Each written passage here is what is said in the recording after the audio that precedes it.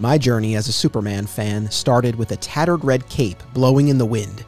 That ending rocketed me forward like a red-blue blur through a decade-long origin story and poignant tales of self-discovery and now fatherhood, and backward to the character's very beginnings. Now, on this podcast, we journey together across time and media to examine the stories that have defined the Man of Steel. Welcome to Digging for Kryptonite, a Superman fan journey. I'm your host, Anthony Desiato. Joining me to discuss the Warworld Saga from Action Comics, all the way from Australia, is the host of Superman the Animated Podcast, Nathan MacKenzie. Welcome to the show. Thank you, Anthony. Thank you so much for having me. I was so lucky to have you on my podcast not too long ago, and I was so grateful to be on yours. I had such a great time going on your show. This was, I guess, late 2021, and we discussed the New Kids in Town episode of Superman the Animated Series when the Legionnaires visit Clark in Smallville in the past. And it was such a great time. So you have now you've completed the entire, 54 episode run of Superman the Animated Series, correct? Yeah, definitely. It was such a thrill to have yourself and some other great guests on the podcast that's completing season 3 of Superman the Animated Series. I basically conducted the first 2 seasons on my own, which is very hard to do, but it was so great to have your involvement and some other great people just to discuss some great episodes. And it was just so fun, especially now we're coming out on Blu-ray and on the HBO Max over in the States and some other variants over in Australia, but missing a lot of seasons over here, unfortunately. But it was great to finish it off. And then, but also I loved your discussion that you had on your podcast as well, when you broke it down the way you did as well. So it was great to have, the way that you discussed it as well after I completed the 3 seasons. So it was great just to hear different versions of it. Oh, thanks. Yeah. I mean, Jeremy and I, we had such a great time doing those mixtape episodes at the beginning of this year. And it was so rewarding, to go back to this animated series that we grew up watching and remembered fondly, but really came away enjoying even more this time around, watching it with adult eyes and just seeing how sophisticated it was. And especially, I guess, with our mixtape approach, looking at categories of episodes, you really see how it built and fit together. It was such a great show. And that's just it. Like, I wasn't lucky enough to have the animated series in Australia when it debuted.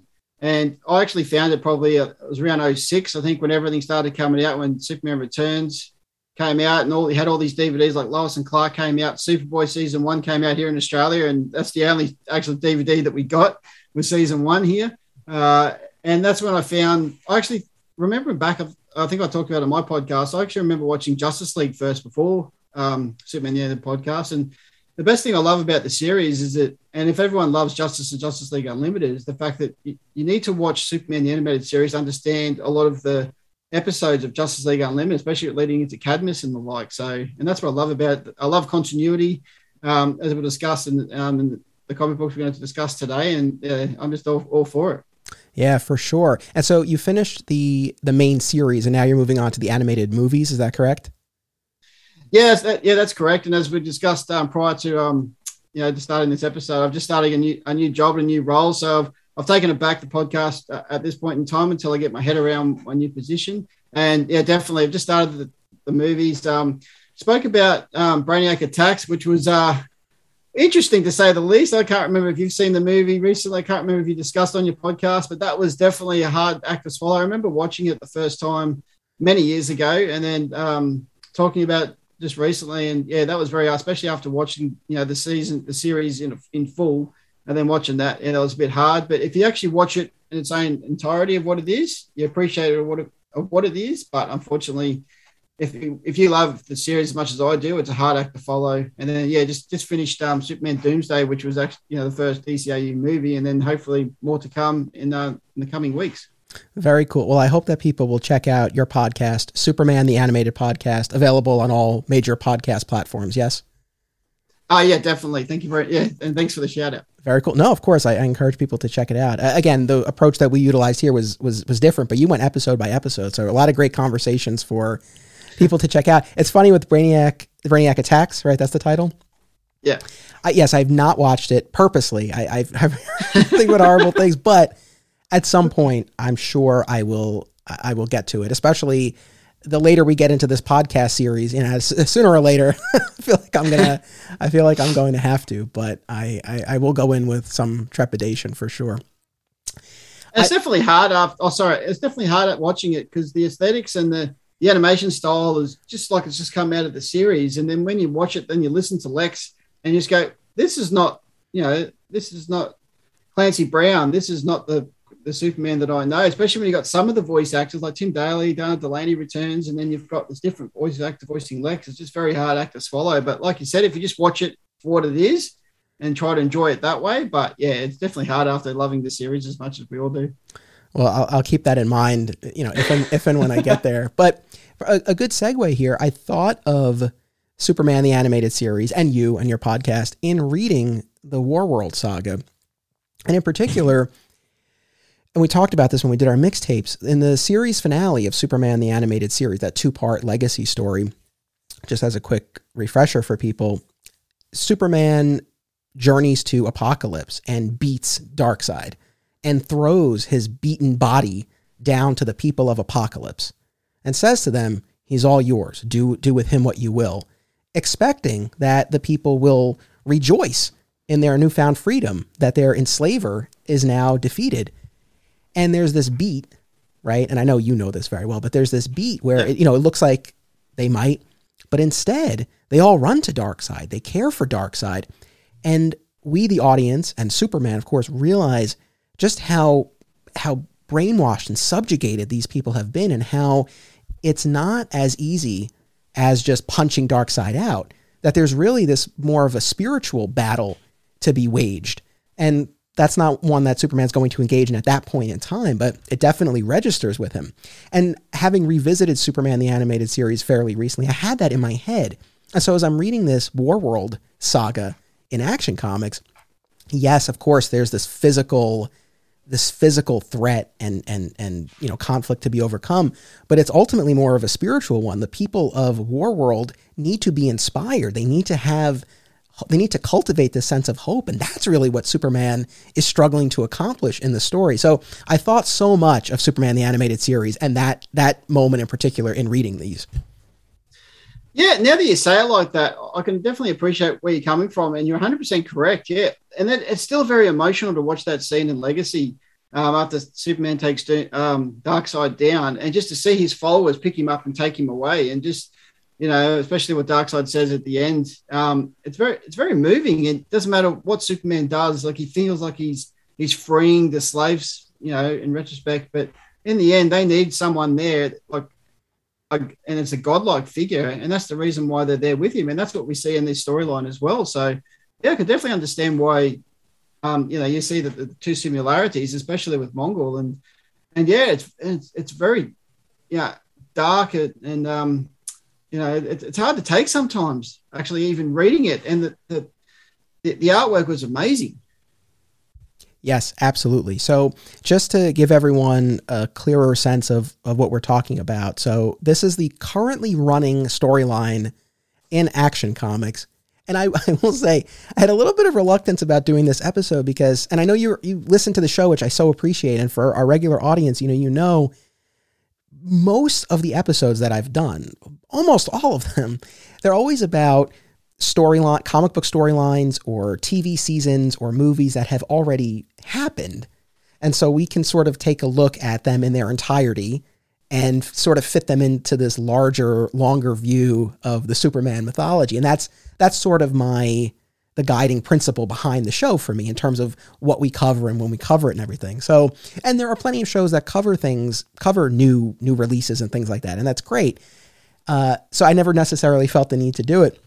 So it's weird to do this episode. And as of this recording, the most recent issue that's come out that I've read is Action 1042, which is the conclusion of, quote unquote, the Warworld Saga. But then there's still a third act to this story because we had Warworld Rising, the Warworld Saga. And I believe the third act is Warworld Revolution or Warworld Arena. I saw Phillip Kennedy Johnson, the writer, mentioning that on Twitter. I think that might be the title of the trade when it comes out. I'm not positive. In any event, there's still another act to follow. So we don't have the full picture yet. So this is a little bit different for me to talk about something as it's happening. But it's the current Action Comic storyline written by Phillip Kennedy Johnson, art primarily by Daniel Sampere and Riccardo Federici. Wonderful artists. I really love their stuff. And the Warworld Saga kicked off in earnest with Warworld Rising in Action 1030. But prior to that, Phillip Kennedy Johnson wrote a few issues of the Future State Superman books. He also wrote a 2-part crossover between Superman and Action called The Golden Age, and then a 3-part storyline in the Superman title called The One Who Fell. And orbiting all of this, we also have Grant Morrison's Superman and the Authority miniseries, which shows how Superman assembles this Authority team who will eventually join him on Warworld to try to defeat Mongol and free the slaves. Although, as you and I were talking about off mic, and I know people who have been following this are well aware, we're not breaking any new ground here, but the Morrison series does not really sync up with what we're seeing in the Action stories. But it's entertaining enough on its own, I felt. But yeah, definitely, I don't know, on the editorial side, I don't know exactly what happened, but it didn't seem to sync up the way it was intended to. No, and like I said, I skimmed over it briefly just so I can get my head into what actually happened in the Superman the Authority. But I like, and other than the last couple of pages at the end when, you know, we see him with Manchester Black, and it's like, oh, okay, then now I can understand where they're coming from. And, you know, but just seeing him in a different costume and getting to know his league, so to speak. And so it was good to understand where, you know, when we see it in the main Action comics, like, oh, this is how he got his team. So I like the fact that they actually delved into that story and showed us how. So I appreciate that for what it was. Absolutely. And we were talking about this off mic as well.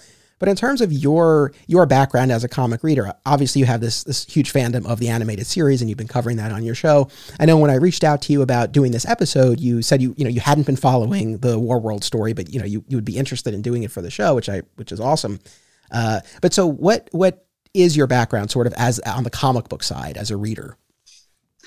So as we spoke about it off mic, just before, I've only really started coming into comic books, not just recently. So I've read like the major ones, like Kingdom Come, The Death of Superman, and I'm just starting to get, like, I've actually got a big collection growing. I've just got to find time to actually start reading them, and listening to some of your podcast episodes actually gets me excited about going into the comic books and reading them for the first time, which is great. And yeah, so at the moment, my collection is growing, but I've just got to catch up with reading them. And this is the first time I've been able to read something live, so to speak. And it's just great to see. And even though, you know, we only go up to a certain stage, I'm looking to see what happens next, which is going to be interesting. And I don't think I want to stop now. I think I want to keep going. So I think my room's not big enough for my collection as it is. So I just have to see how I go. But yeah, it's just one thing. Like, I've always been a fan of the movies and the TV shows, and it's one thing that I've always kept on top of since I was a kid.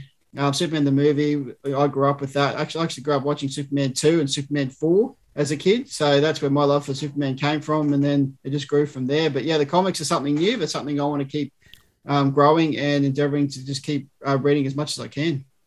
Nice. And I have to say, and this is sort of giving away my take on the Warworld Saga, I think as far as storylines to really delve into as you're early in your reading journey, I think you picked a good one. So let me just say, I was a huge fan of what I read, and I'm very happy to report that, because I've done episodes recently. I covered the Rebirth era of the Superman titles, and I talked about it at length, but I went into those kind of expecting a lot based on what I had heard. And while there were definitely elements I enjoyed and I appreciated, I did not enjoy my read as much as I thought I was going to. And I qualified those negative opinions so much in the episode because it seemed like people had so much love for those runs. But I will say, after I put out those episodes, I heard from a number of people who were kind of like, yeah, it wasn't my favorite either. So you'll always get a mix of reactions. But I had that experience with Rebirth where I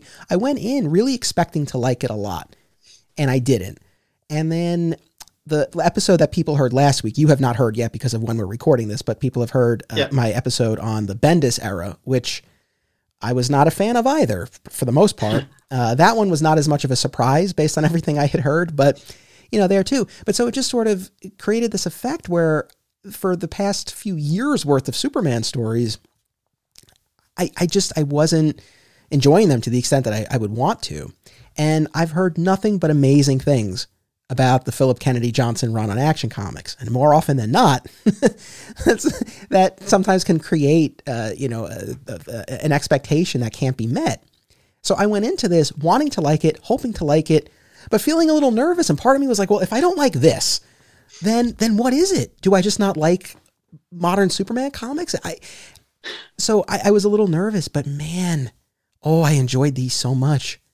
I get it. They live up to the hype. I was very, very impressed with what I read.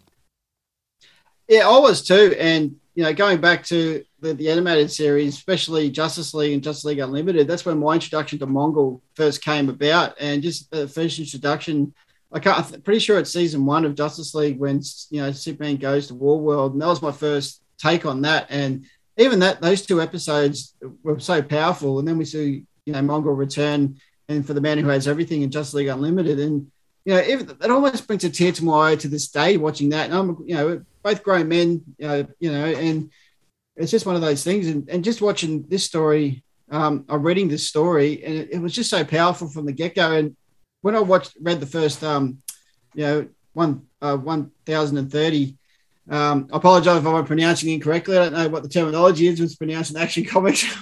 No, that's all good.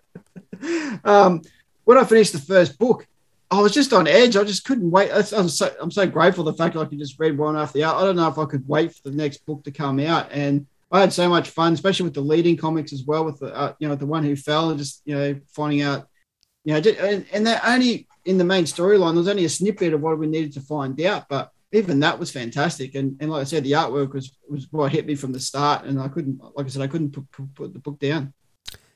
Yes, I'm with you. And it's interesting in that 2-part Golden Age story. That's the story where Clark and John are fighting these invaders from the breach, and Superman is weakened by the radiation. He suffers radiation poisoning that weakens him. And so when we begin the Warworld Rising story, right, his power levels are lower than they should be. He's still very powerful, but Bruce and Ray Palmer, right, they're conducting these experiments on his power levels. But that Golden Age story, plot-wise, that's, I guess, the important piece to take away. That's the backdrop for why Superman's power levels have diminished somewhat. But thematically, between that story and the future state stories as well, which we can touch on, there's this sense of foreboding about Clark's future, right? John has been in the future with the Legion of Superheroes, and he's heard all these stories about his dad, and then they stop at a certain point, not far beyond where they are in the present day. So there's something that seems to be coming, and after that, there are no more stories about his father. And then couple that with the diminished powers, I mean, it really creates this sense. And then in those future state stories, particularly the Worlds of War, we pick up on Earth down the line a bit, and Superman's been gone, and everyone's gathering in his hometown of Smallville and speculating about what could have happened to Superman. And so it's really creating this sense of mystery as to what happened to him. And that, so again, as far as the prologue material goes, it's just kind of interesting to have that backdrop as we head into this, because I think it gives Warworld, I think, even a greater sense of weight and purpose. It's like, what happens here? Right? Because we have all of these hints of what might come down the line. So I thought that was effective as far as the introductory material went. Oh, exactly. And in that leading comic, exactly, John thought straight away that the breach was the reason why he lost his father, and he was scared to let him go against it. And yes, we know that he lost, didn't lose his powers, but obviously his powers diminished a little bit over that. And I love the start of, Action Comics 1030. I'll start using that one. I love how, Batman and the Atom are testing him. I just love that introduction to the book. I thought that was fantastic. But like you said, yeah, no one knew what happened to Superman, and the speculation and like you said, the future state story. Even that was straight into the future. Everyone knows that he was Clark Kent. But I love the fact that the young lady who told her story. Everyone told the stories about how they were there because Superman saved her, but she was there because Clark saved her. And I loved how they had the switch on the story there, and they went through, I think, the second book, and basically went through a whole journalistic, one of Clark's, wordings that he did in one of his newspapers, and that's what saved her. And I just loved how they played a twist on that as well. So not only do they miss Superman, but the love for Clark as well. Oh, I love that so much. That was a really nice touch. And it's funny because a big part of the Bendis run was Superman revealing his secret identity to the world. And I think even though I've read it very recently, I think I blocked it out because at the start of the One Who Fell, that 3-part story where Clark and John go to that, they receive that message, that call for help, and they go to that other planet. At the beginning of it, Clark, Lois, and John are playing miniature golf, and it took me a second. I was like, oh yeah, Clark doesn't have his glasses on, and everyone's kind of staring at them. I had forgotten that he had revealed his identity. But again, he spends so much of these stories off-world that it ends up not really even mattering all that much anyway. But yeah, it took me a second to get back into that mode of like, okay, we're still dealing with what the prior writer had set up. I gotta say though, it's so weird to me. How do I put this? Reading the stories with John Kent, right, from Peter Tomasi and Dan Jurgens and Bendis. I know at least Bendis and Tomasi, their fathers themselves, as is Phillip Kennedy Johnson. I don't know what it is, but with Johnson's writing, and especially in writing the dynamic between Clark and John, it felt the most real to me, and it also felt the closest to the way I approach fatherhood myself. And that's not a knock on the parenting of the other writers, but there was something about, reading these stories. It just felt, and, John is vastly older than my son. My son's not even 3 yet, but, there's a moment when Clark is leaving for Warworld. And I mean, the moment where he hugs John and he's like, I'll always come back, pal. Oh, that gets me. But even before that, he says that, the Justice League might ask you to join in my absence. And John's like, what should I do? And Clark says, whatever you decide will be right. And I don't know, that just kind of stuck with me because that's one of the things that as my son gets older, I hope to be able to convey to him that, at the end of the day, you have to trust yourself and trust your gut. And, we're giving you all these lessons and morals and everything as you're growing up and hopefully guiding you in the right direction. But it's like, at the end of the day, it's like, you got to trust yourself. You got to go with what makes sense for you. I'm going to quote Rocky for a second, but you have to live for yourself because you have to live with yourself. And I don't know, it just made me think of that. There were a bunch of moments between Clark and John that just rang true for me in the father-son sense that I just hadn't gotten before. I don't know what your take was on that aspect of it.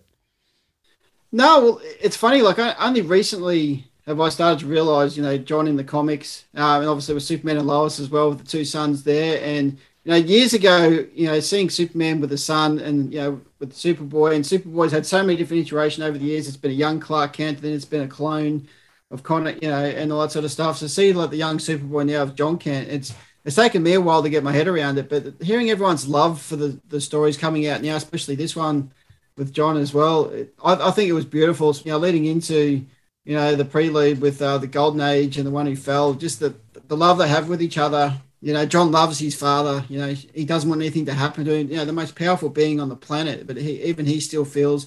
Because even Lois says nothing's going to happen to him. He's died before and he's come back. So. And yeah, I just love the love they have for each other, and it's portrayed on the page. And like you said, when Superman flies off to Warworld, and you just see the interaction between the two. And if I remember correctly, didn't John say, they kicked you out of the league, so I'm not going? Yeah, isn't that was said as well? So I love the fact that they said, well, they're going to do that to my father. I don't want anything to do with it. So I love the fact that they have that bond and that relationship. Yeah, for sure. Because that's the thing. Being the son of Superman, living in that shadow, could engender some animosity or jealousy or ill will or rebellion or whatever you want to call it. But, you see that love and respect he has for his father. And the whole theme of the Golden Age, right? In the story, we get Clark's narration and all of it we find out comes from Pa Kent. But the sense that, when a kid is little, they live in this golden age where their parents are, infallible and invulnerable, but that they need that time, right? It creates this safety, and that allows them to try things. And then when the time comes for them to step out of it, they can be their own person. But that there is this moment where they will realize that their parents are just people, and again, we haven't gotten there with, but my son's too little yet, but it's like, that we will get there at some point. And then even too, this part was so interesting. And you mentioned Superman and Lois. So you watched the Superman and Lois TV show? Okay. Yeah, definitely. I haven't completed, or not up to the finish line of where season 2 is at present, but definitely, loving the series, and we'll get through there eventually.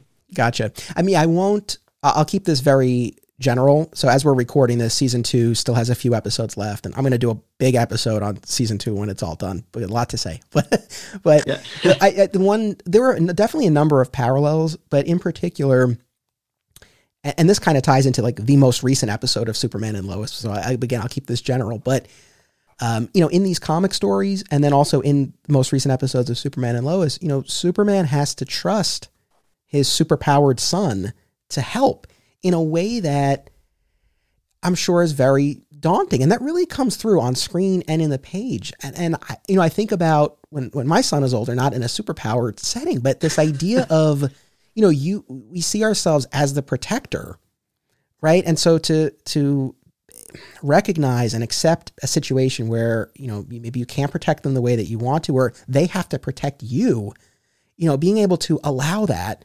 it must be so tough. And that really came across. So, I loved the handling of Clark and John. And my only complaint is I wish there were more of it, but since so much of the story is them separated, I recognize we don't have that, but I ended up appreciating those lead-in issues more. It wasn't the meat of Warworld, but it was the stuff leading up to it. But I appreciated it for that, Yeah, definitely. And, you asked the question before about my comic book history and what I've read in the past. I just read, actually, I think it's Secret Identity not too long ago. Just because I've heard about it, and, you open up, what are the 10 most best Superman stories and all that sort of stuff, and that always comes up. So I decided to read that, and, as an Elseworld story. And at the end of that, when his 2 girls, going off trying to save the world, and, obviously different telling of Superman, of course, but, and he has to stand back and watch these 2 girls go and save the world, and he just has to stand back, but he's just so proud of them. And same with his of John. He's just so proud of John, and he tries to convince John that, you will be Superman. But as John continues to say that, I'm Superman is a title, so to speak, where everyone expects him to jump into Superman's shoes, but for him, Superman is my father. So I don't want to be called Superman. I just want to acknowledge that this is my father, and I'm proud of who he is and what has come before him. I can never live up to his expectation, whereas Superman knows that John can definitely excel past his expectations, and that's what fathers do. That right, and that's the other thing too. This idea of John surpassing him, and that's, again, from my perspective as a father, I think, sadly, parents don't always subscribe to that, and maybe feel jealousy towards their children if they, strive for or achieve more than they did. Where I think the healthy thing, and certainly the way I approach it, is I know he'll surpass me. It's like, I want him to surpass me. I can't wait to see that. And so just to see that dynamic and the pride and the love and respect between them was really great. One other thing I was thinking about with the future state stuff. So we don't have to go too deep into this, but my understanding is, and this is largely from reading Bleeding Cool, so I'll take it for what it is, but it seems that before Dan DiDio was fired from DC, that they were building towards this 5G event that was going to basically restructure the timeline of the DC universe and sort of find a way to incorporate the character's 80-plus year history. And the idea was that the older guard, Clark and Bruce and Diana, they would sort of be off the board, and the new generation would rise up and assume the mantles of those characters. That's my understanding, is that's what they were building towards. And that a lot of stories had been commissioned to that end. And after DiDio left, DC completely pivoted and did not pursue 5G, but they had a lot of these stories, and that's what became Future State. Yeah. as my understanding of all of this. All that being said, reading those future state stories, particularly that 2-part Worlds of War that Phillip Kennedy Johnson wrote, the thing I kept thinking of this, hopefully the tangent will be worth it, but are you a fan of the Supernatural TV show by any chance?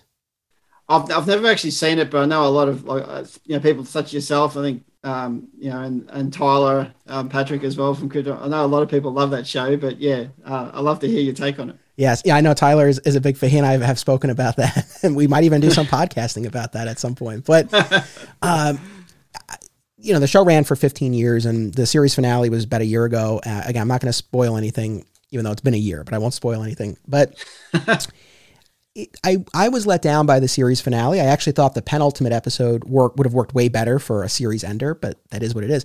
But my wish for the series finale was kind of what they did in Future State. I always thought it would be kind of cool because the show ran for so long. Supernatural ran for so long, the story of these two brothers, the Winchesters, who fight monsters. And I thought the show ran so long and they've done so much. I liked the idea that Sam and Dean become part of the lore that they've always been investigating. This idea that in the series finale, maybe we pick up with a group of young hunters a few years down the line and they find something of the brothers. And they're like, what happened to those guys? And they each tell a story that they heard about what might have happened, a la what we see in Future State, where we have these people gathered in Smallville and they have all these different theories of what might have happened to Superman. And I just like that idea for the show because I felt like that would be a good way to sort of have your cake and eat it too. Like you can show people every conceivable ending that people have speculated about, like the two of them going out in a blaze of glory or retiring, or one dies and the other lives, or vice versa. And obviously that's not what the show did, but I thought it would have been cool. And also reminiscent of the Legends of the Dark Knight episode of Batman, the Animated Series. Yeah. So I thought that would have been cool, but, so I liked the way it played out in Future State, and certainly all of this is intercut with images of Superman on Warworld, right? Giving us a hint of what's to come and what, Phillip Kennedy Johnson would then be building toward. But I really like that. And it just gets me thinking about what is the right end for Superman. Because we have, it's funny, it's not so many stories, but we do have a few very key stories that do kind of posit what becomes of, or whatever happened, to the Man of Tomorrow.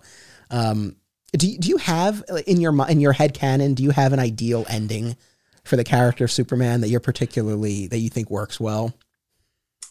That is a very hhard question to answer because I just love Superman so much, and you just expect him to live on forever. But with everything going on in the comics these days, and with John and obviously especially the Legion, they always tell the story of, and most of those stories, when we see the Legion, Superman's died, or we don't even hear stories about Superman, and it's more Superboy's gone to the future and dealt with them. So I really like the Kingdom Come version of when, but obviously there was reasons why he went down that path out of kind of retirement, so to speak. And I know this is it's not a comic book version, but it's more the Crisis on Infinite Earth Smallville take. I don't know, even though I know Zach Moore didn't like going into it, but the fact we didn't see the suit, didn't see the costume, but he loved the ending with Tom Welling, in Crisis, and so did I. Actually, I love the fact that even though I would have loved Superman to be on Earth a lot longer than what Tom Welling was in that version, but I just would have loved to have seen him done everything he's done for the world, and he's retired, he's got his kids, he loves his family, and but always with that option to go back if he needed to, if there was Crisis. So I think that's what just comes to mind at present with regards to that question. So you kind of put me on the spot, unfortunately.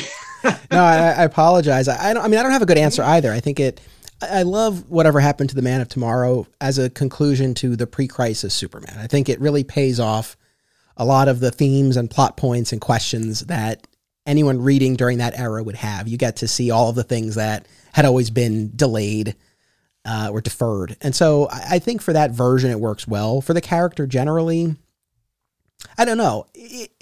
Do I subscribe to the Grant Morrison version where he goes to live in the sun for a million years? I don't know. I'll be revisiting those stories in the future, and I'll see where I land on those.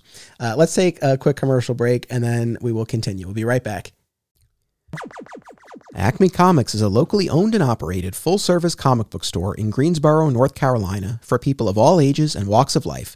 Since 1983, this 9-time Eisner Award nominee uses their collective knowledge and resources to connect you with the best material available. They pride themselves on their significant contemporary and vintage back issue selection. Mail order subscriptions to new releases are available, and all offerings are available to anyone, anywhere, via mail order. Follow Acme on social media and eBay, listen to the Acme Cast on all podcast services, and visit acmecomics.com for much more. Film lovers and filmmakers should check out this family of film festivals: Brightside Tavern in Jersey City, Hang On to Your Shorts in Asbury Park, Point Lookout on Long Island, and In the Cut in Bloomfield, New Jersey. I was fortunate enough to have my work shown at these festivals, and I found them to be very enjoyable and well-run events. Submission information for filmmakers, as well as details about the festivals generally, can be found at filmfreeway.com. Follow the festivals on social media for news and updates about events, discounts, tickets, and more. Also, be sure to listen to the Hang On to Your Shorts and Cullen on Film podcasts, available via a shared universe network. Fat Moose Comics is New Jersey's best and oldest comic book store. Established in 1982 and currently under new ownership, Moose sells a wide selection of new and old comics from every publisher, action figures, graphic novels, posters, statues, and more. If you're looking for something and they don't have it, they can probably get it for you. They know a guy. Visit Fat Moose in Whippany the next time you're in the Garden State, and be sure to reach out via the Fat Moose Comics Facebook page. Flat Squirrel Productions is an affiliate of BCW Supplies. The next time you need to restock on comic book bags, boards, boxes, and more, be sure to use promo code FSP, that's FSP for Flat Squirrel Productions, to save 10% on your order, and it helps support the show. Thank you. And we're back talking about the Warworld Saga. So I think one of the things that one of the things that was so surprising to me was, and I think you've gotten a sense from listening to me talk on and on in all these episodes. I mean, the sweet spot for me in a lot of the Superman stories is always in Metropolis with our core supporting cast, or Smallville. I mean, those are the settings that I tend to really gravitate toward.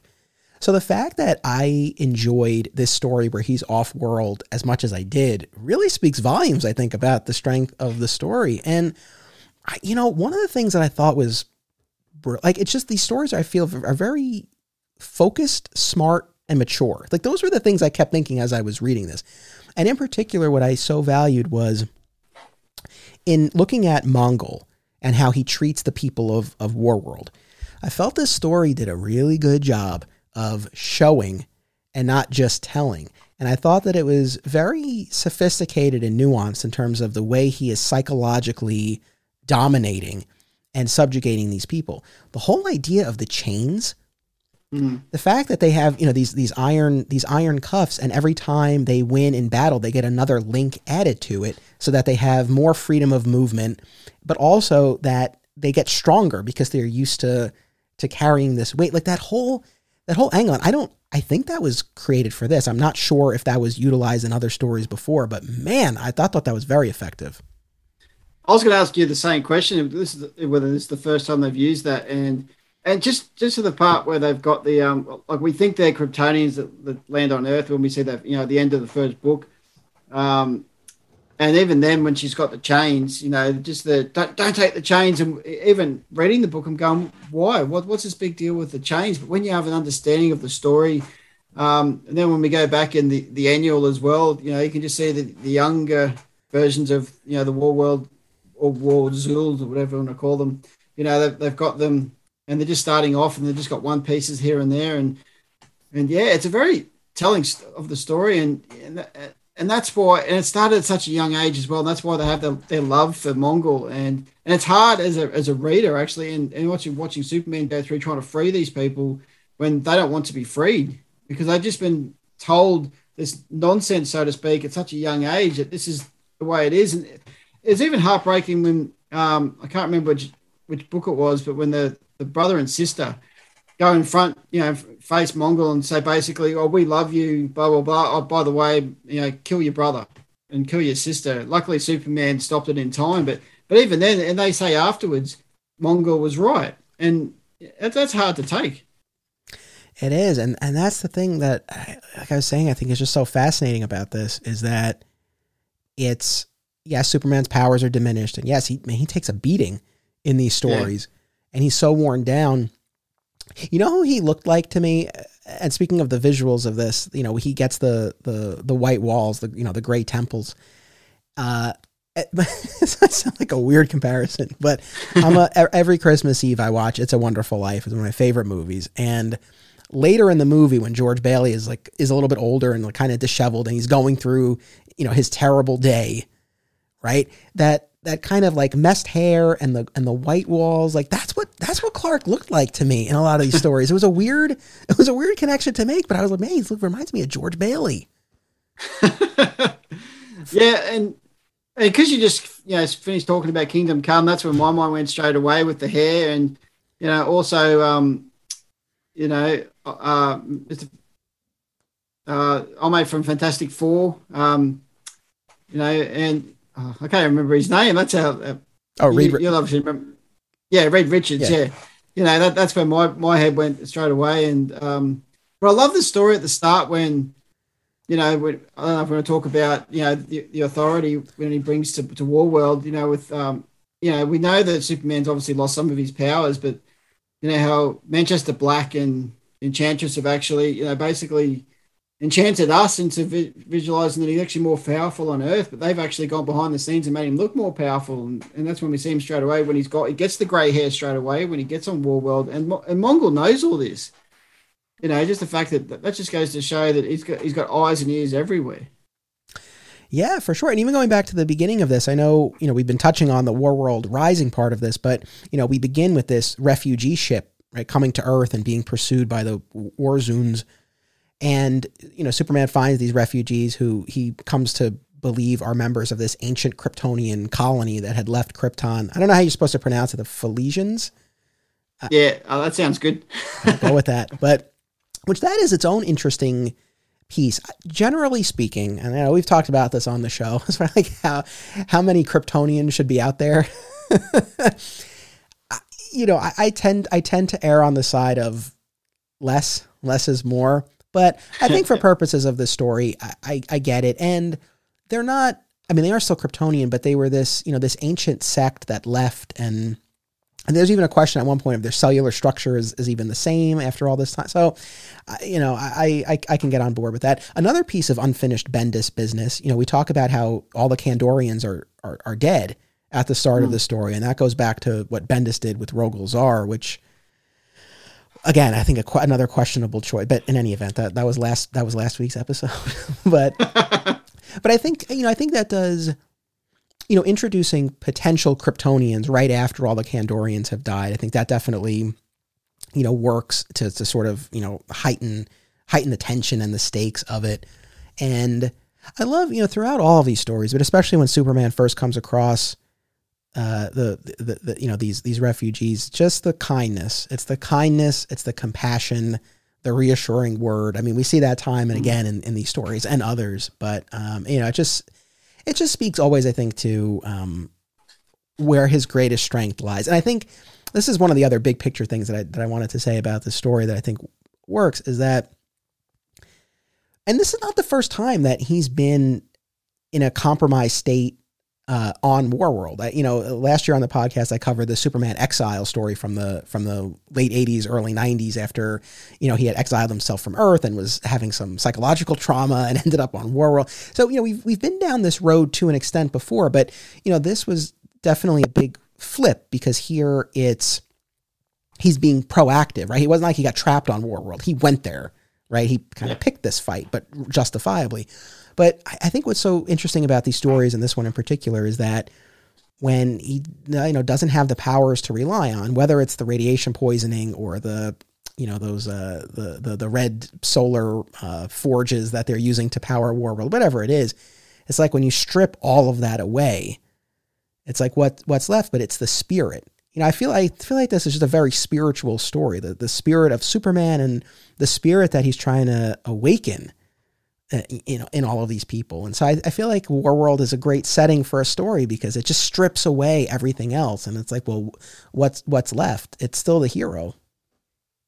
Exactly, and that's very well said. And and there's so many parts in the story where you see Superman at his lowest, but he wants to fight for the person next to them.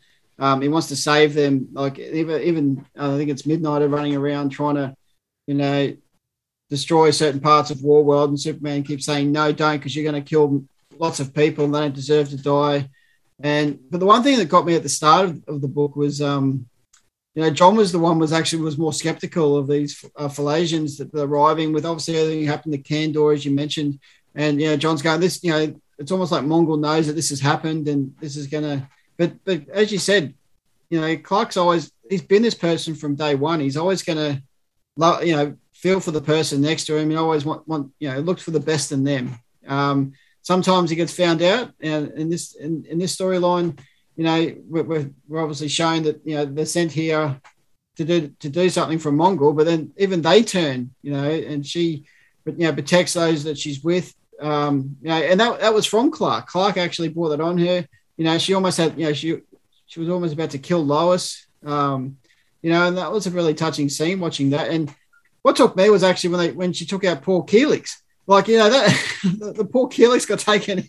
I thought, what did the poor robot do? He was just trying to help you. But yeah, it just goes to show the kind of, person that the Clark is. Doesn't matter with or without his powers, he'll always do what's right.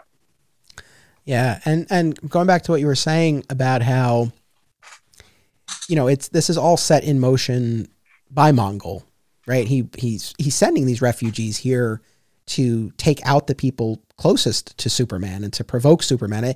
We still haven't gotten the full picture yet, but the very beginnings of the story, there's this cloaked stranger who shows up on Warworld with the severed heads of the sons of Mongol. Yeah. And this promise of helping Mongol unlock the secrets of what Warworld is really about. And Superman seems to be the key to this. So, this is all a larger plan. But one of the things that I loved is when the Superman's in the fortress with, Lois and John, and he's like, is this a trap? Probably. But does that matter? No. Right. And that's the thing. It's like, even if, it's a, larger plot, it's like, there's still this baseline of the fact that people are enslaved, I don't think is a news flash to him, but, now it showed up at his doorstep and they're bearing his symbol. Right. Some of these people on Warworld had the symbol, and as punishment, Mongol branded the symbol on the chests of a number of these people. So, that's the other thing too. And we've talked about this before. And I'll give another shout out to Tyler from Krypton Report. I've talked about this before. He wrote a great article for the Daily Planet website last year about this, like why he and you're wearing it right now, the Superman, the Superman symbol. It's like, as fans, why we wear that and what that symbol means. And I think for Clark to see his symbol corrupted in that way and used in that way, I think it's like so offensive, not out of pride, but just because of what it means to him and what he's built this symbol to mean to so many people. So to see it used as a punishment, when they show up on Warworld and Mongol has killed so many of these people and strung them up and branded them, and Clark starts to cry. You really feel that compassion and that just that grief. It's palpable. I think you can read my mind. I was thinking exactly the same thing when you're mentioning that. And that was a very powerful image. Like I said, the artwork in this is fantastic. And just seeing that when you first rock up even brings a tear to your eye yourself. And, and Superman sees that, like you said, he sees his insignia and, seeing what Mongol's done. And to that end, it also proves Superman, he's there for a reason. He knows what he has to do. And it doesn't matter what cost that he does that. And obviously we'll find out in the next couple of months how that storyline ends. But yeah, it's definitely a great start to the story with going on to Warworld. But even before Warworld, going back to the way Superman is he was more about saving the people on Warworld than he is on planet Earth. When, Atlanteans were about to go to battle with, the US government with regards to this fragment piece that come out of the ship from Warworld. And Superman basically goes, I don't really care about that. I want to care about to free these people off Warworld. And this just goes to show the person that he is. Okay, Justice League, you can deal with that. I'm going to go and deal with this. Will you help me? And even seeing, the League come up to him and say, look, we can't help you. We want to, but at this stage we can't. And, we'll obviously see where that goes moving forward. But yeah, that was, very, very awesome to see, and the fact that that's the way the Superman is. Oh, I got thoughts on the Justice League. They frustrated me a bit, but I understand why. You know, we had to get to this point of Superman going there with his authority team, and not the Justice League, and I get that. But I mean, a couple of things. One, I did love the Justice League meeting scene where, you know, Superman mentions the slaves, and then, you know, there's all this like you were saying, this tension between the Kingdom of Atlantis and the U.S. government over possession of this Genesis fragment that the Atlanteans recovered from the Warworld ship. And, you know, they're talking about, and Superman mentions the slaves, and they sort of go back to this political debate, and Superman says, "I wasn't finished." And, you know, he continues talking about it. And then later on, when he's literally in the middle of this brewing battle between the military and Atlantis, neither side is listening to him. And, you know, he takes it upon himself, and he uses his super breath, and he creates this, again, maybe that might've been one of the instances where he was having some assistance from his new team. But, you know, he creates this wall of ice, and he retrieves the Genesis tablet, and he just takes matters into his own hands. And I, you know, reading that, on the one hand, it's like, how do the League and Atlantis and the U.S. government not afford him more courtesy and deference given everything he's done for them? But there's something very interesting to me, and I swear that I don't go into all of these episodes trying to tie them back to the Snyder movies. I really don't. But every now and then, just something comes up, and I can't help myself. And I was thinking about this here because, you know, and this actually ties into something that Superman himself says. You know, he has a couple of, and I'm sure these are in your notes, because these, and I've seen people quoting these on Twitter in recent months and everything, and I get why. They're very, very powerful. When, you know, Superman says to Midnighter when they're on war, because Midnighter is, you know, trying to get him to, you know, to break out and destroy those solar forges, and even though it'll tear the planet apart. And Midnighter's like, look, these people were cheering for Mongol. You know, they were cheering when we were defeated. And Superman says, like, well, should we abandon people if they don't cheer for us? And then later on, OMAC, right, says something about, you know, how, you know, Superman went into this weekend and can't win and all of this, and similar type of thing there. It's like, well, should we only fight when, you know, we know we're going to win, or when we're stronger? It's like, you have to fight for what's right, even if it's inconvenient. And so again, just this whole idea of the people being against him in a way that I feel we don't often see. Again, when he's on Earth, when it's the League and the military and Atlantis, and then when he's on Warworld and it's the people of Warworld. But it's like, he doesn't have the will of the people on his side, but that doesn't necessarily stop. And then again, that just makes me think of the Snyder movies, where it's like, you know, he made some, what I would consider to be very heroic choices, including to step forward, even though he knew it was at great personal cost, and even though he knew, or he didn't know how the world was going to receive him or what they would do with him, he still made that choice. So again, I think it's one thing, he can still be a perfectly heroic character when everyone's behind him. But I like this angle where he's kind of on the other side of that. What was your take on all of that? Yeah, it just goes to show the kind of character that Superman is. Doesn't matter what he's faced with, he always wants to do the right thing. And there's so many stories that we see in TV movies that, you know, Superman always makes the right decision. I know, as you said, with the Snyderverse, there's a lot of obviously conjecture with decisions he has made, but I think he's made them. I personally believe that he's made the right decisions, and if he does make a mistake, he faces the consequences, and he walks up to them and just says, "Yep," puts his hand up, "Yep, I made that decision, and I'll take the consequences from there." And just watching the fight, it was very much like the movie Gladiator. You know, we see him at the start. You know, we see Russell Crowe at the start. You know, when he goes into the battle, and everyone starts to love him for just keep going out there and just keep taking it on. And Superman's the same. Like, they can see that he keeps copping it, you know, battle after battle, but he keeps coming back because he wants to be there for the people. And eventually, you know, the people start to react, and they start to have their love and passion for Superman, even though there's a lot of things going on, kind of like a rebellion with what Midnight is doing. behind the scenes, and just to offset a little bit with Midnight, I love the fact there's a little snippet in there with regards to people keep calling him Superman and he finds it rude, and then when they call him Batman, I thought that was pretty funny. Yeah, that was great. I enjoyed that a lot. It's, I don't mean to keep bringing this back to Rocky, but it makes me think of Rocky 4. And, that one, I think, definitely pushes the suspension of disbelief a bit. This idea that, Rocky can go over to communist Russia and box with their champion and actually go so far as to win over the crowd to the point where they're cheering for him. It's not just that they stopped cheering against him, but they're actually cheering for him. I always felt like, all right, that's a big swing. But I think it's a similar type of thing. And the Gladiator movie is another perfect example that, just the triumph of the spirit, right? And this unwillingness to give in, and the fact that he just, like in the Warworld story, like Clark just keeps going out there. He keeps taking a beating. Thankfully, Natasha Irons makes him the chest plate to help him a little bit. But it's like he keeps going out there. He keeps getting back up. He keeps protecting the other ones. And then there's also this sort of campaign when they're in their cells where he's talking to them about who they come from. That Kryptonians were these scientists and adventurers and explorers, and this is their heritage, and they're more than what they are now.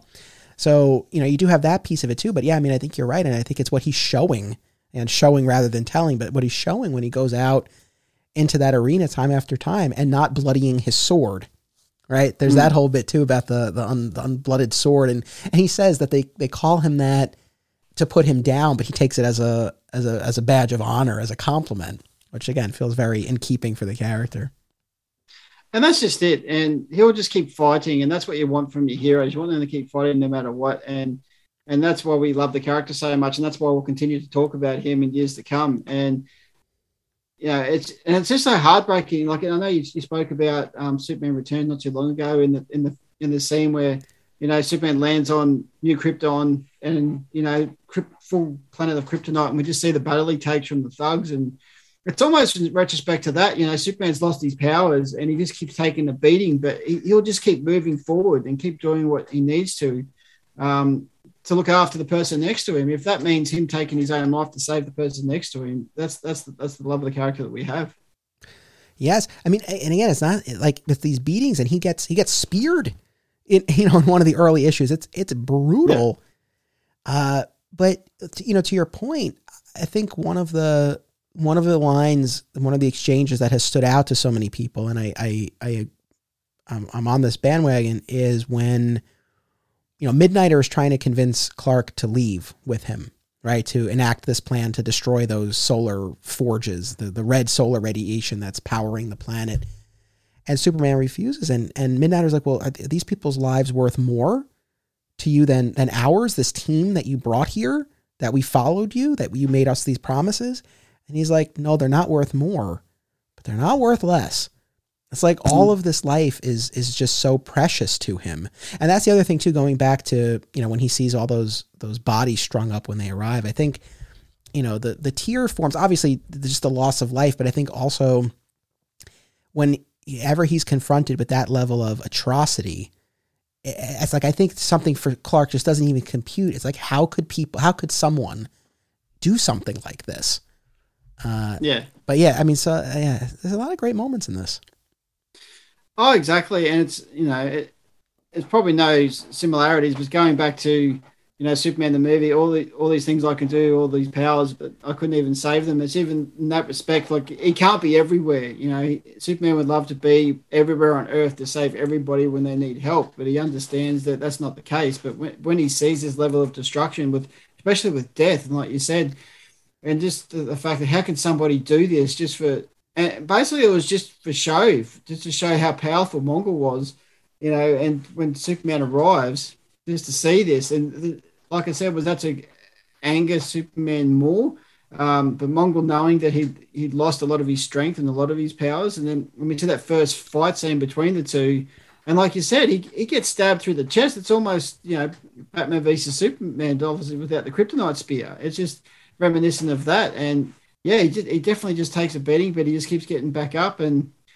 But just going back to your Rocky Four, I'm actually looking forward to the director's cut to see what that's all about. But that's another story altogether. We can talk off mic. I watched the director's cut. I liked it a lot. I always liked Rocky IV, but it was not my favorite. It's a lot of montage, and the editors and the director's cut really does a nice job. The runtime is not wildly different, but he definitely slows down the pace, and some alternate takes are used, and there's more of Apollo, and the through line of Apollo and Rocky really, I think is kind of threaded in more clearly. I thought it worked. I was very happy with it for whatever that's worth.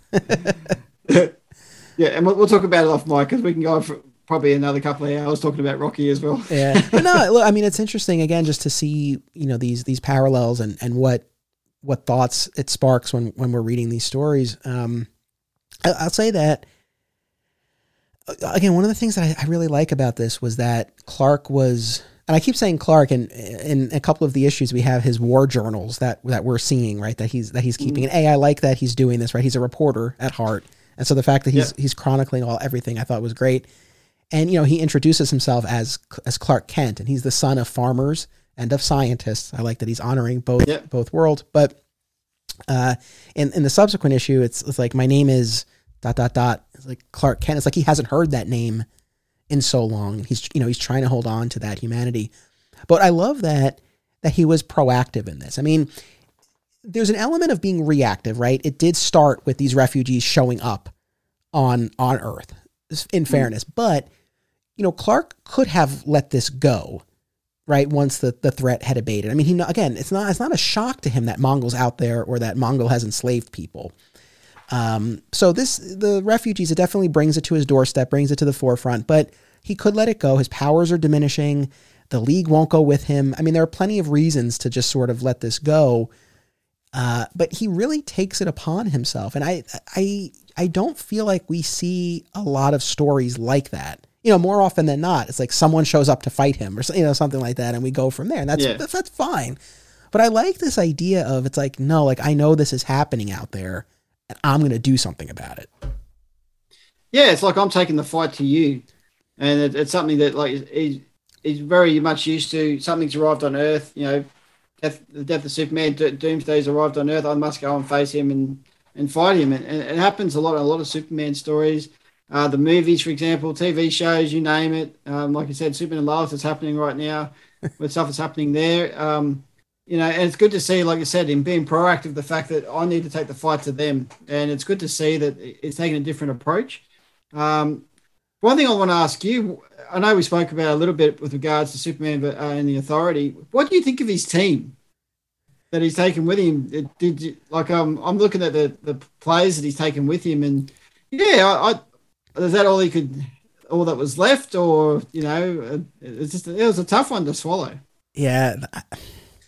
The one thing I'll say about the Superman and the Authority miniseries that Morrison did, and again, it didn't sync up in the way it was meant to. I mean, similarities in that Superman's powers are diminished and he's recruiting this team for this threat still to come.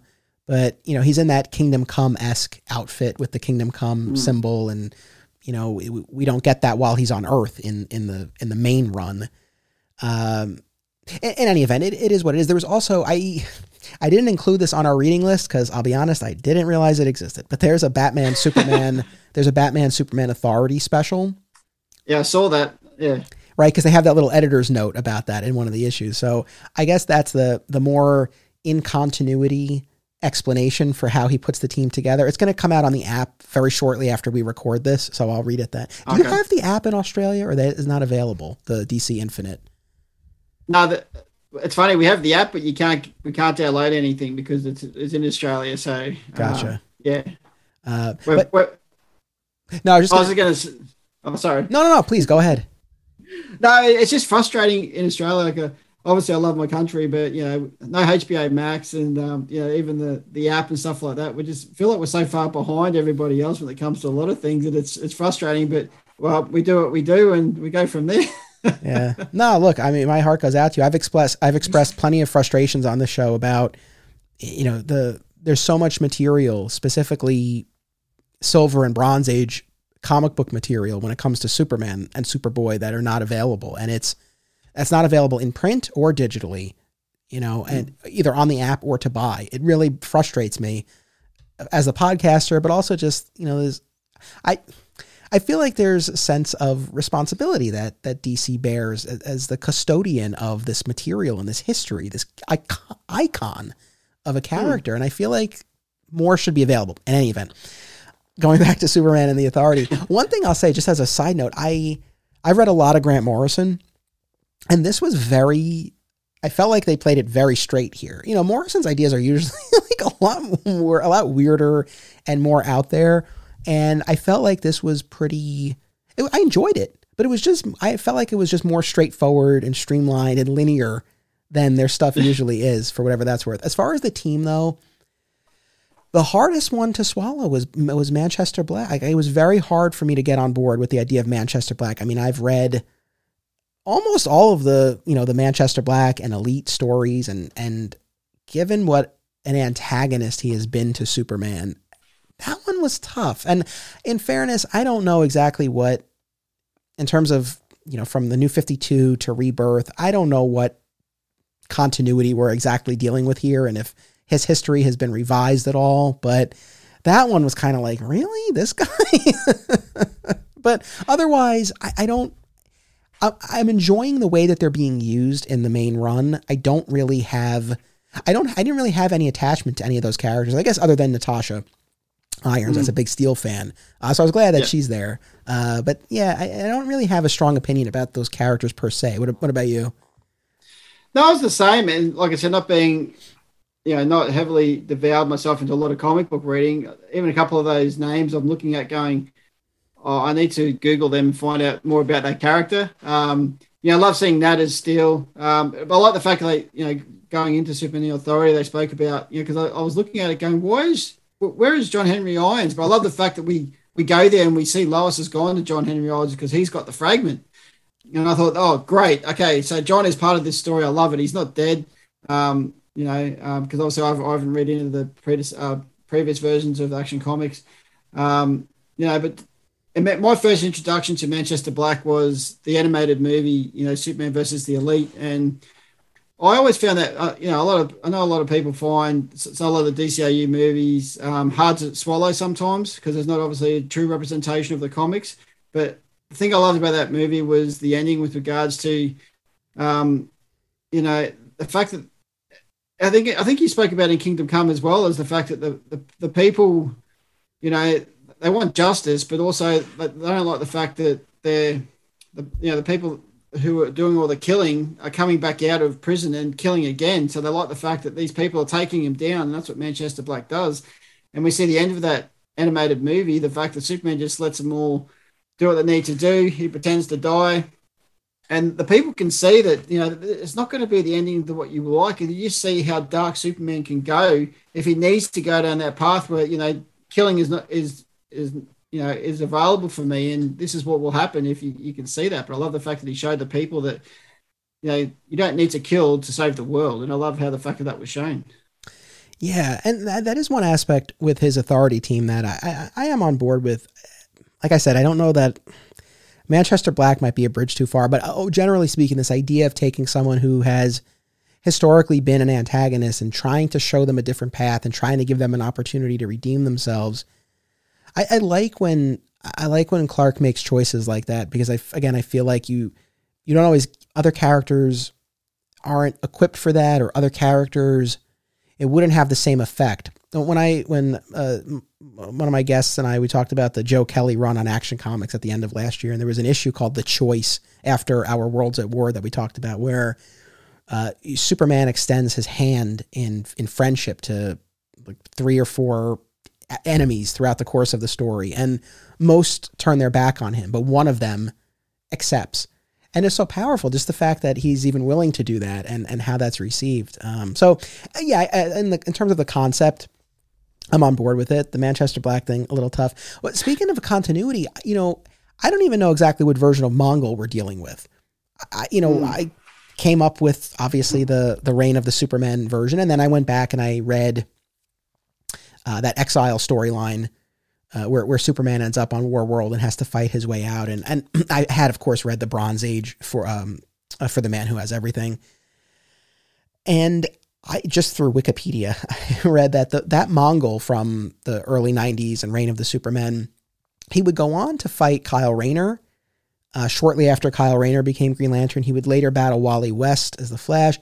And then he ultimately met his end in the Underworld Unleashed event that Mark Waid wrote, which, crazy enough, I've never read it. And I might have to, that was one of DC's 5th week events where, that miniseries ran for a few weeks, but then every comic that was published that month had an Underworld Unleashed banner. And it was where all the villains were making a deal with the devil to enhance their powers. And Mongol refused and was killed. And then later on in the Jeff Loeb run, which I've talked about on the show and was a big piece of my Superman fandom, they introduced Mongol's son, Mongol the Second. I'm not sure, especially after Flashpoint, after Rebirth, I don't know exactly what version we're dealing with because he seems to be meeting Superman for the first time. And we do definitely get the sense that there have been many Mongols over time. So I'm not sure exactly what we're dealing with, but not too long after we record this, the 2022 annual is coming out, and that is going to, I believe, sort of juxtapose the origin of Clark with the origin of Mongol. So we'll sort of see, I guess, how they're, what parallels and divergences there are. But I think we'll have a better sense of exactly which version of Mongol we're dealing with. Not that it really matters, but I was just kind of curious, more so for myself as a fan from that era of trying to place exactly what Mongol we're dealing with. Oh, exactly. And as you were talking, I was looking through my notes because I knew I wrote it down somewhere because I even spoke about it with regards to, this Mongol is who is, and the previous Mongol was who was. And I was going, oh, okay. So this isn't the Mongol that, I didn't realize that the Mongol, I'm assuming, is a title. It's not actually the person, but I'm assuming this is the son of Mongol as well. That was discussed as well, that this is the son as well. And he didn't like what his father did, and he also went down a different path as well. So it was interesting, a little bit of backstory there as well, was I trying to tell. Yes, yeah, for sure. And, we haven't really gotten into this yet, but there's also this posturing on the political side with the United Planets. And there's one of the figures there who clearly has his own agenda, and then the group overall, ultimately deciding not to do anything, right? There are some who push for, to intervene and help Superman, and, our nefarious actor there is sort of dissuades them from that. And, then they end up in this position after Superman is seemingly defeated. It's like, well, if they go against Warworld, then they'll face the wrath of Warworld. If they tell Earth what happened to Superman, they'll be like, well, why didn't you help? So they end up not doing anything, at least for now. I mean, clearly there's more that's at play there, but we also have the backdrop of that. One other thing I just wanted to mention is going back to the psychological warfare of Mongol. One thing that I thought was very interesting and twisted was this, ceremony so the whole idea is that Mongol is, going from planet to planet, right? And I guess stealing resources and enslaving, killing a significant portion and enslaving the rest of the populations of these planets that he's going to.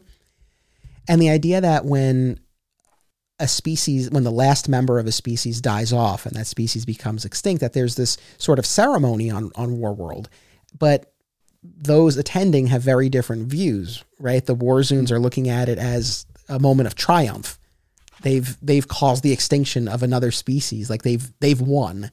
Whereas those who are enslaved on Warworld, mourn the loss. But again, it was very twisted, but very interesting. And I think also too speaks to just the state of mind of these people and what it must be like living in that environment. Yeah, it's almost a different take on, what Brainiac does. Like, he goes around planet to planet and just takes a portion of, of that species and does what he wants with them. It's almost the same variant, but he just has his own way. And like you said, it's very hard to watch as well, just to see that, all he wants to do is he just wants his fights. He just wants his battles. And like I said, going back to Gladiator again, it's just like going back to the Roman days and just that is their sport. And that's what they love to see. And like, so going back to Justice League, the animated series, and you just watch the amount of people in the arena just watching it, just for sport. But just going back to the chains again, as you mentioned earlier on, it was just watching, and I think his closest slave that's by his Mongol side, you see the amount of chains on him, and he's got no legs, and he's lifting an arm, I think, and his face has obviously been disproportionized as well, but you just see the chain on him and how respected he is by the people of Warworld, and it's just like I said, just the artwork just tells the story so well, and even though it changes throughout, like there's a couple of I can't remember which book it was, but it changed. I think that's when Future State started as well. So I think that's when they started to change the artwork a little bit. And I found it strange. I wasn't excited at first when they changed the artwork, but then I got on board with it. And I understood. Like there was one book that actually reminded me of. It was like when a lot of storytellers for movies do like their little snippets of what the scene's going to look like, and that's what it looked like to me. And I thought, oh, okay, that's a different way of telling it and stuff like that. But yeah, it's just one of those things on Warworld with regards to the change. It's just very telling scenes, and it tells the reader, why are we fighting for these people? Why is Superman fighting for these people? And that is why. Yeah, and I know Phillip Kennedy Johnson, I guess relatively new on the scene here, but clearly, built, made a bit of a splash with this Warworld Saga, which has been, from everything that I can see, has been well received. And, he's the ongoing writer of Action, and he answered on Twitter recently. Someone asked, are you done on Action after Warworld finishes? And he said, no, definitely not. And I know he has military experience, and, reading these stories, I've not seen it firsthand, but it's like I can imagine for people on Earth in certain places in the world where, you're living under, conditions like that, how it can warp the way you view yourself and the person who's subjugating you. And then even just on a more, local level, just a bit of my background. When I was in law school, I did this externship at Family Court, and it was working with victims of domestic violence. And so, we talked a lot about issues that go, in with that, and how people, how and why people stay with an abuser, or, all the issues that are wrapped up with that, and how, just your self-esteem or self-worth, like all of that can just get so twisted up. So I think seeing those parallels, I think makes a lot of this feel even more real, despite the fact that we're in this totally otherworldly setting. And again, I can't stress this enough, that I especially when we're dealing with the outer space, more sci-fi set stories for Superman. It's not that I don't like any of them, but I don't know. I've rarely been this personally invested in it as I am with this. So yeah, I know I keep saying it, but I'm really a fan. I'm excited to see how it wraps up. A little nervous. I don't know. Like I hope he sticks the landing. I mean, what predictions / hopes do you have for this final arc? Because we're barreling towards Action 1050, so a milestone issue. So I suspect if we have one more act, and that's another 6 or 7 issues, I feel like we'll probably wrap up at that point. But yeah, what hopes or predictions do you have for where this might go? I think, being a Superman fan, Superman's going to win. He's going to defeat Mongol, and he's going to free all the slaves, and everyone's going to go back to business as normal. That's what I'm hoping for. I'm hoping for a victory for Superman. But it would surprise me if that's not the case. Because like you said, at the start of the series, John's gone to the future, come back, and he's told Clark and told Lois that there's a time where no one knows what happened to you. We don't know what's happened, and I love the fact that we're still in the dark with that. And as you spoke about with regards to the World of War books 1 and 2, and even in parts, the House of L as well. It's just, no one knows what happened to Clark, and I personally would love to see him fight out of it and win the battle in the end, because that's what Superman does. But definitely interesting to see if that's not the case, and if they're still going to leave it in the lurch, like we all want to happen when back in the early 90s when Superman died, and they just left him out of the comics for a long period of time. So maybe they might go down that arc as well, and just we're just all looking at it going, they might just 6 months without Superman in the title. So that'd be interesting to see. Yeah, man. I don't know. I agree. I'm sure they'll win and they'll liberate the people of Warworld. But as far as where we leave Superman after that, does he touch the Genesis rock and his powers are restored and he heads back to Earth and everything's fine? I don't think so. I feel like in terms of the context of the story itself, as well as the way it's been talked about and described by DC and by Johnson in the press and everything, I feel like there's something. I don't know what. Part of me is saying I feel like, all right, I'll make a prediction. What the hell? We're here. My prediction is I think Clark stays on Warworld, and I think he deposes Mongol, but he stays to not rule Warworld but lead Warworld. That's my prediction. Okay. I'm going to go with that. I don't think, and I really hope, what I don't want, I guess, is that he's missing or dead or presumed dead, because we've been down that road before, and literally we're there right now with Death of the Justice League, which, as of this recording, Death of the Justice League 75 just came out, and we're building towards Dark Crisis, and presumably the Justice League is dead. And even at this point, I think it's pretty clear that they're just sort of, and they've released descriptions about some of the tie-in specials, and it seems like they're not dead, but they've each been transported to like a paradise in their mind sort of thing. So whatever their greatest wish is, that's what they're living out. So they'll be back. But I guess my point is we're already dealing with the version of that, and of course we've had Death of Superman. So, if it ends with him missing, dead, anything like that, I guess I would feel a little let down. But based on what we've seen and the way they've been building this up, I don't necessarily see him just flying home like nothing happened. So my prediction is he stays on Warworld. I'm gonna put that out there. I think you're actually probably right on the money. The only thing I want to add to that as well is you mentioned it before with regards to the fragment pieces. They've come into the later part of these books, and we saw last with John Henry Irons with the fragment, and we haven't gone back to the Justice League either. They've that before he went to Warworld, they said, we can't come with you now. We're going to make sure things settle here. So maybe something might happen to force the Justice League to come to Warworld to assist.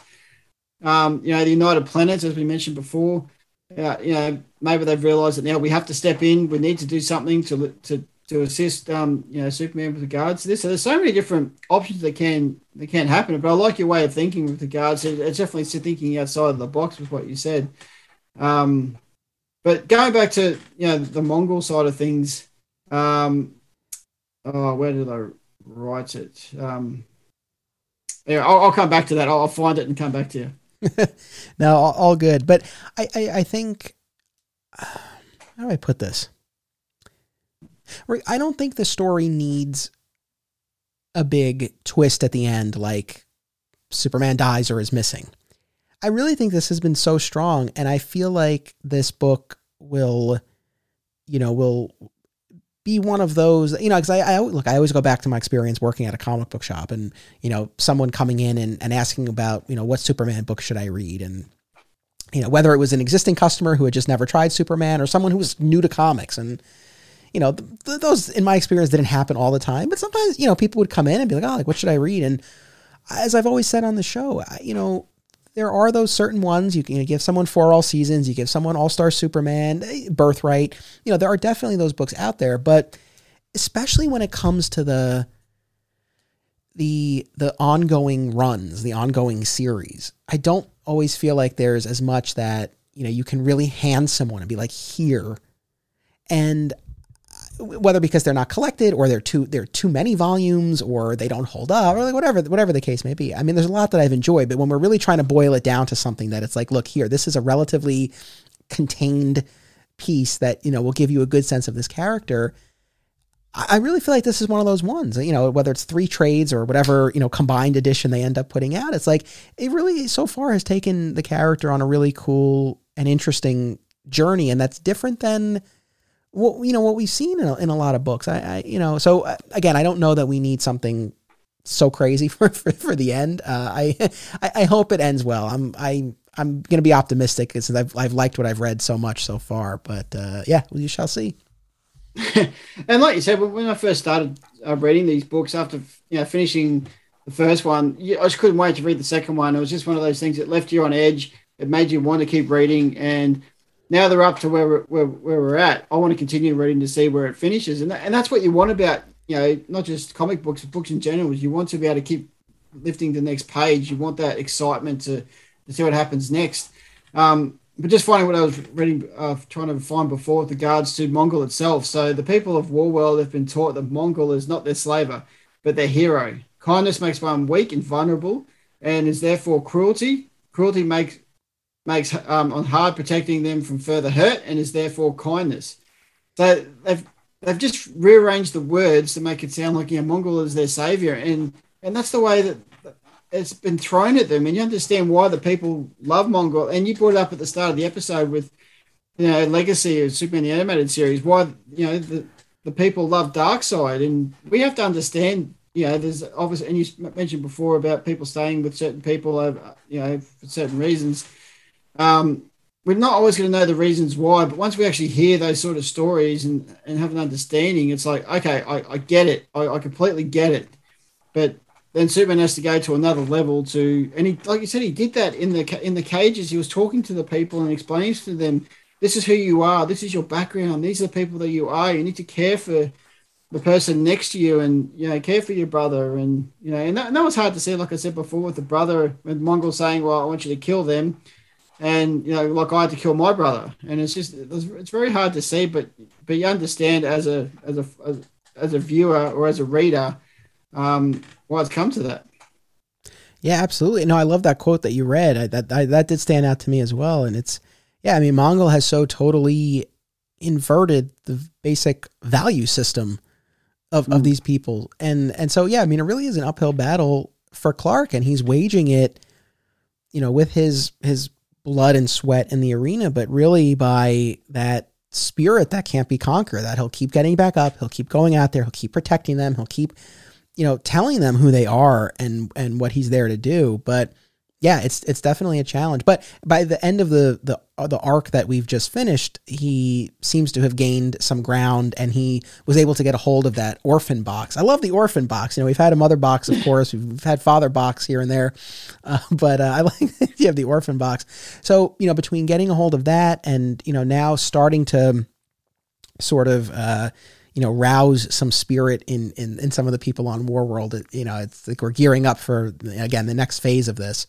But I'm excited to see how it turns out. I wouldn't be the least bit surprised if we get an animated adaptation of this at some point that you get to cover on your podcast. I feel like it's ripe for something like this. Part of me, I don't know that they would do this on Superman and Lois, because they've really stayed, earthbound. That would kind of be pushing it a little bit, but whether it was a movie or Superman and Lois or animated, I think is always a great avenue for a lot of this stuff. It would be cool to see this sort of come to life in yet another way.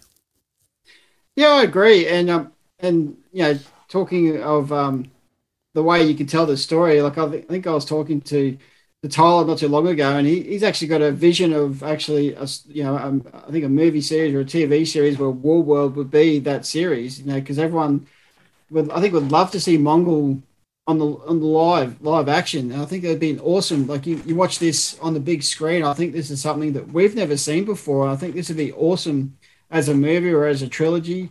It's something that we've never seen before. And I think it'll definitely take, going back to the discussion with Superman Returns, there's not enough action. And then you go to Zack Snyder, there's too much action. It's like, where do we draw the line? Whereas this would be fantastic. Like, I know it'd take a lot. It'd take a lot of, obviously it'd all be CGI. It'd take a lot of money, but if this is something they put on the big screen, I would be there front row. Even if it doesn't matter, it's Superman, I'll be there even if it's not, but I'll be there front row seats watching it as well. So, but one question I've got for you with regards to, we talk about all the other comics leading in, but I was reading over the 2021 annual as well, which led to a bit of the House of L. And you joked about the orphan box, obviously, and the mother box came back into that, which I found was pretty funny. And their interpretation of the Phantom Zone, and I think you're going to do an episode coming up soon with regards to the Phantom Zone as well. What was your take on the Phantom Zone in that book? Oh yeah, wait, am I doing an episode on the Phantom Zone? I thought you were. Oh wait, am I? Wait, am I? It's all. What was it? Let me see. Well, we are going to do. That's so funny. Not what? No, not something dedicated to the Phantom Zone, but I definitely have some Krypton centric episodes, and I think that's where it will come out. So it took me a beat, and I was like, wait a minute, am I? I don't know. Maybe I will, but yeah, no, that was.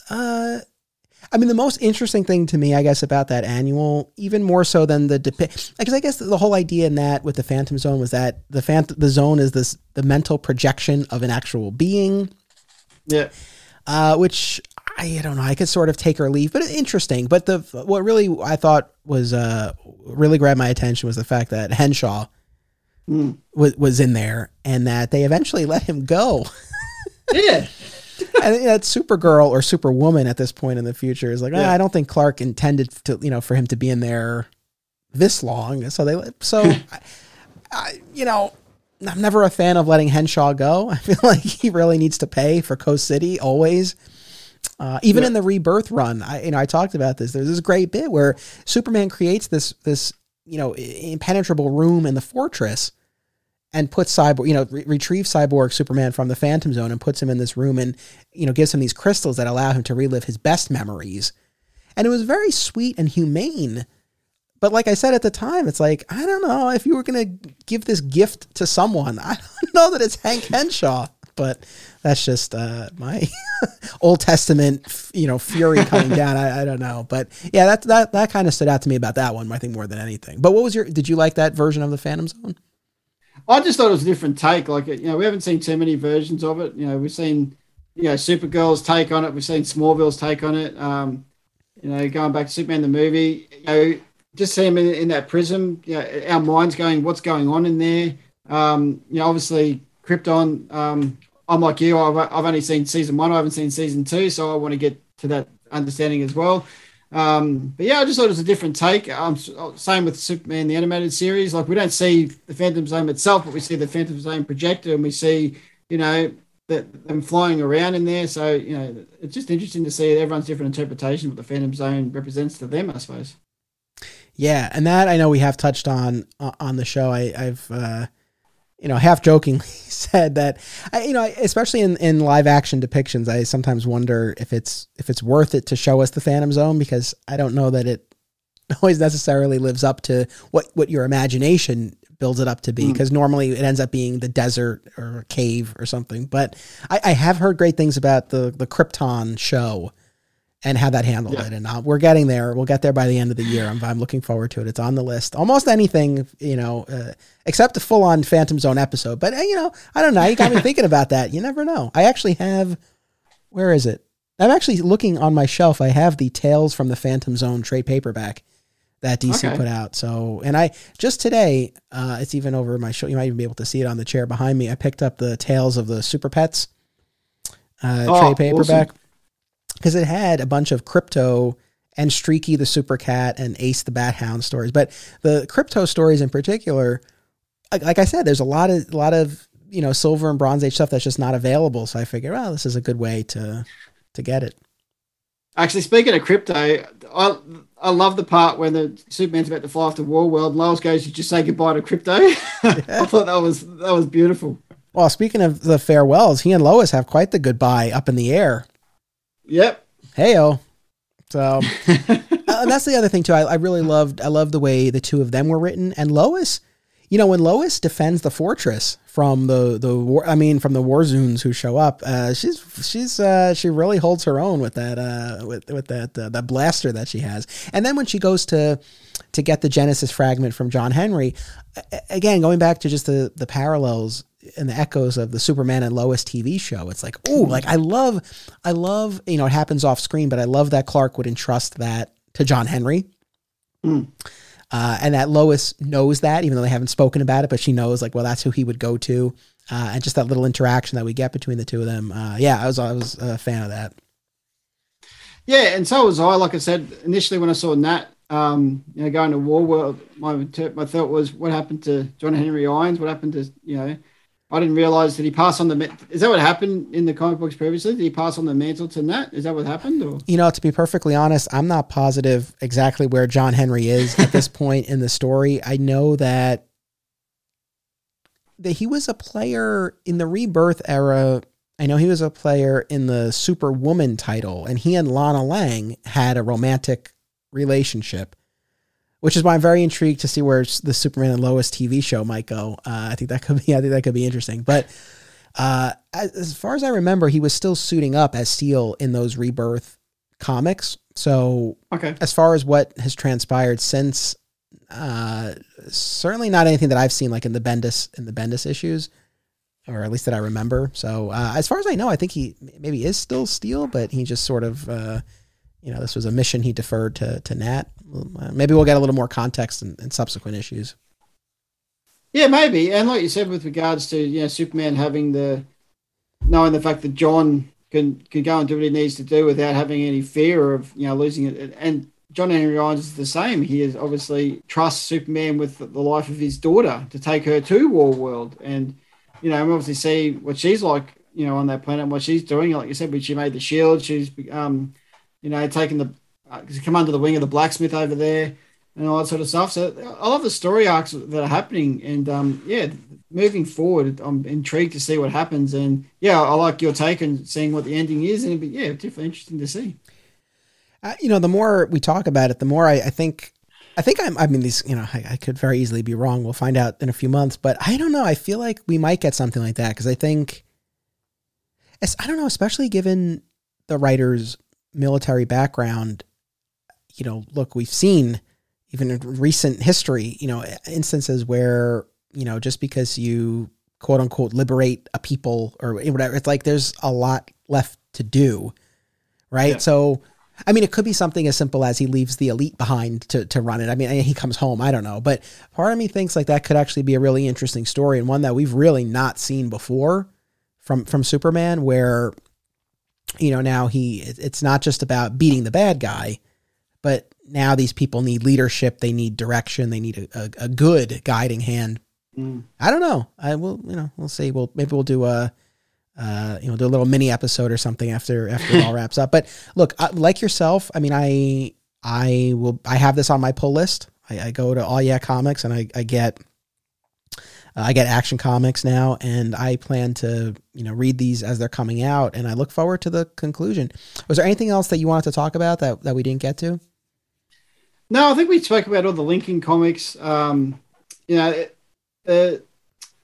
House of L is a little bit interesting. I found there's a little bit of, I like the storyline of a young, the slave from the start, her of a younger age, and they're telling the story.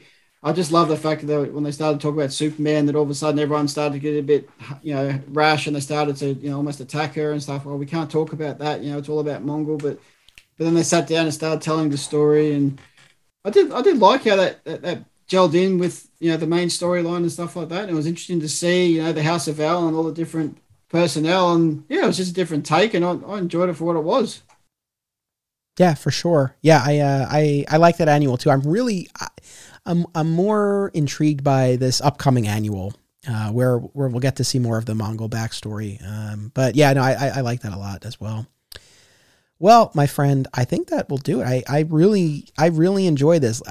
This is the first time in a really, really long time that I have been following a story as it's coming out. And even then, that's kind of misleading, because I waited until, I stockpiled all these issues, and now I just ran through them. So really, over these next few months, I'll really be reading it live. But I've laid out my history before, but I made the switch to trade, and I dumped the monthly issues right after Infinite Crisis. And that period between Infinite Crisis and Flashpoint and the New 52, the new Krypton saga really kind of dominated that era, and I wasn't really into it at the time. I'm going to be reading that for the podcast later, and I'll go back to it. But I was in theory reading in trade, but I was kind of not quite that dialed in at that point. And then I made the choice to sit out the New 52. I'm going to be reading a lot of that soon, but I, kind of sat all of that out. And then I only recently, like I said, have read the Rebirth and Bendis run. So we're talking a really long stretch where, I was not really plugged into the books that were coming out as they were coming out, or even afterwards, really. So as far as a re-entry, this was a great one. I really enjoyed it, and excited to see where it goes. And again, I appreciate you coming along for this ride and diving into the comics and having this chat. I really enjoyed it. No, but thank you very much for thinking of me, firstly, for coming on to talk about this. Like I said, this is something that I'm new to as well, and I'm so excited about where this is moving forward. So I think I want to continue, buying these comics and moving forward. And I just love the fact that there's so much. When I first started reading comics and just knowing that, okay, action comics, but this comic book leads into that, and this one, and as a new comic book reader, I had no idea that so many other comic books, like it's its own little multiverse sort of thing. It all comes together. But thank you for thinking of me with regards to this, and I had so much fun, I can't thank you enough. My pleasure. We've already talked about another episode for you next year, so people will hear you again. And again, I hope everyone checks out Superman, the animated podcast. There's a whole back catalog of episodes to enjoy, so I hope people will do that. As always, thank you for tuning in to Digging for Kryptonite. I really appreciate it. We are actually off next week for the Memorial Day holiday, so we'll be back in 2 weeks. This is our first skip week of the year since we switched to our weekly release. So next week will be an off week. Please take the opportunity, if there are any episodes you've missed, catch up. If you are not a member of the Patreon page, please consider joining. There's a ton of bonus episodes, and I've been posting about this on social media, but I'll mention it now on the show. We now have the option for annual memberships. So if you don't want to pay for the Patreon monthly, you can do it for the year. And the annual memberships get you a 16% discount, which basically is 2 months free. So thank you, as always, to all current and past patrons. I really appreciate it. It really does help. So I hope you'll consider checking that out. And we will be back in 2 weeks with the beginning of our epic 4-part Lex Luthor event. I've been planning this for a long time. I am very excited. It's going to be a lot of fun. So make sure you are back here in 2 weeks for the beginning of the 4-part Villain of the Story event. Until then, it's about what you do. It's about action. The spin-off podcast, Digging for Justice, a DC fan journey, is available now exclusively at patreon.com/Anthony Desiato, starting at the $1 level. New episodes release monthly, and many more rewards are available too, including a robust back catalog of bonus podcasts. Thank you to all patrons for enabling me to produce this show.